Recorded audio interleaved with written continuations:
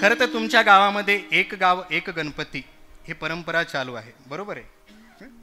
अत्यंत स्तुत्य उपक्रम आहे. अलीकडे जर आपण पाहायला गेलं तर प्रत्येक सणाचं विकृतीकरण झाले हे वेगळं सांगण्याची गरज नाही. मी आज सकाळीच परमपूज्य आदरणीय गुरुवर्य बाबा महाराजांचं थोडंसं चिंतन ऐकत होतो आणि त्यामध्ये हा विषय मला थोडासा ऐकण्यामध्ये आला. विषयाच्या संदर्भानं बोलत असताना ते असं म्हणत होते की ज्या भगवंताच्या मूर्त्या आपण अलीकडे स्थापन करतो, श्री गणेशाच्या ज्या मूर्त्या आपण बनवतो त्या मूर्त्यामध्ये बऱ्याचदा आता ते सिंघमच्या मूर्त्या बनवतात, वेगवेगळ्या पोलिसांच्या, ट्रॅफिक हवालदाराच्या असतील, डॉक्टरच्या असतील, इतर अशा अनेक मूर्त्यामध्ये परमात्म्याला आकार दिला जातो. आता सामान्य जीवामध्ये परमात्मा पाहावा याच्यामध्ये काही शंका नाही, संत तेच करायला सांगतात आपल्याला. पण जर रूपाचा आणि स्वरूपाचा विचार केला, स्वरूपाच्या दृष्टिकोनातून जर आपण परमात्म्याकडे पाहतो तर एकोहम सर्व भूतेषु, तो एकच आहे. गतिर्भर्ता प्रभू साक्षी निवास शरणम श्रुत प्रभव प्रलय स्थानम निधानम बीजमव्यम, तो सगळ्यांचा काय आहे की बीज आहे. मूळ स्वरूपानं जर पाहायला गेलं तर देव नटला नाना परी, तो नाना प्रकारे फक्त नटलेला आहे. मग भगवान विष्णू असतील किंवा भगवान शंकर असतील, वरकरणी रूपाच्या अनुषंगानं भेद आहे पण स्वरूपाच्या अनुषंगानं भेद आहे का? नाही. एकमेकाचे हृदय आणि गोडी साखरेच्या पोटी. नाथ महाराज त्या संदर्भानं आपल्याला बोलतातही.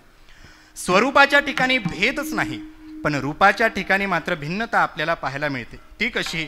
आता भगवान शंकराचं स्वरूप आणि भगवान महाविष्णूचं स्वरूप दोन्ही एकच आहे, पण बाह्य स्वरूपानं ज्यावेळेस संतांनी वर्णन केलं त्यावेळेस मात्र विटेवरच्या पांडुरंगाचं वर्णन करत असताना सुंदरते ध्यान उभे विटेवरी करकटावरी ठेवून या, हे त्याचं वर्णन आहे.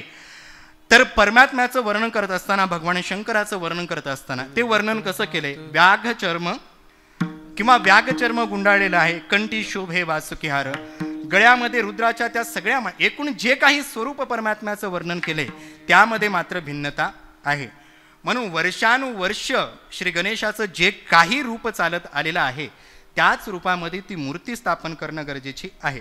आपल्याला वाटलं म्हणून अध्यात्मामध्ये बदल करता येत नाही, आपल्याला वाटलं म्हणून धर्मामध्ये बदल करता येत नाही. वाक्य नेहमी लक्षात ठेवा, आपल्याला काय आवडतं यापेक्षा संत आणि देवाला काय आवडतं याचा विचार करणं गरजेचं आहे.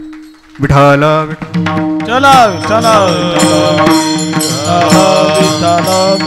म्हणून त्या अनुषंगाने त्याचं वर्णन आहे. नाही तर ज्ञानोबाराही ज्ञानेश्वरी लिहिताना वंदन करतातच की हो, देवा तुची गणेशू सकल मती प्रकाशू म्हणे निवृत्ती दासू अवधारी जोजी. सगळ्यांना मती प्रदान करणारा कोण आहे? तोच. गजाननम भूत गणादि सेवितम कपित जंबो फलचारू भक्षणम उमा सुतम शोक विनाश कारक्रम नमामि विघ्नेश्वर पाद पंकजम.